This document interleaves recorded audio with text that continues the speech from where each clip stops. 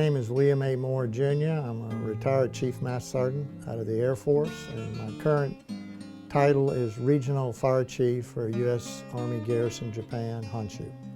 I entered Republic of Vietnam in March of 1967 and departed in April 1968.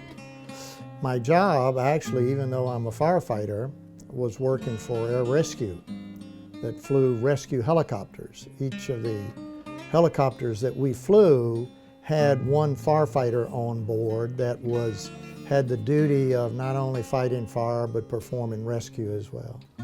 For those folks that have flown in helicopters, and this helicopter that we had is one of the smallest rescue helicopters that they had during that era. I mean, it's so much noise and so much movement.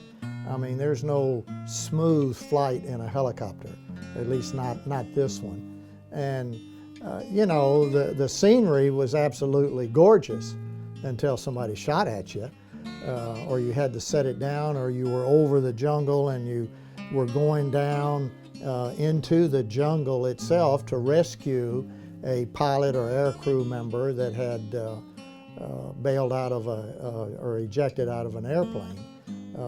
I mean, that was certainly the scariest part.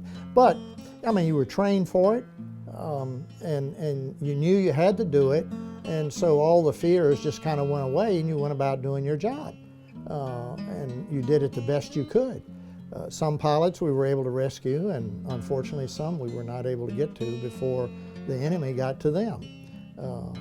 But if you look at the history books, you'll find out that that helicopter that I flew on with Air Rescue made more saves of pilots and air crew members in Vietnam than any other rescue helicopter.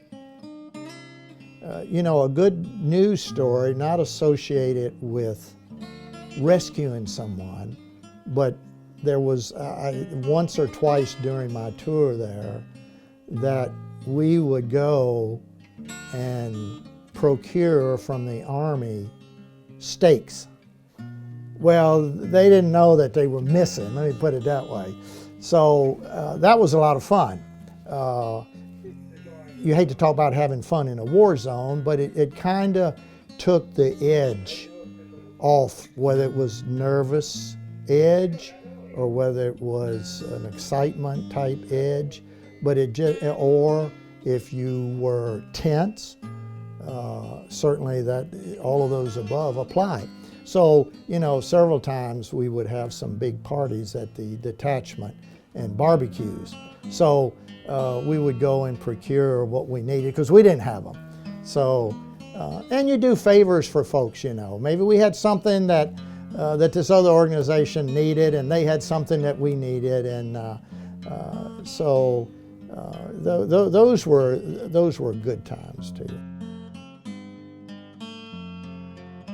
It's not to me, it would not to be bring back all of the memories of the war itself, but it is an anniversary.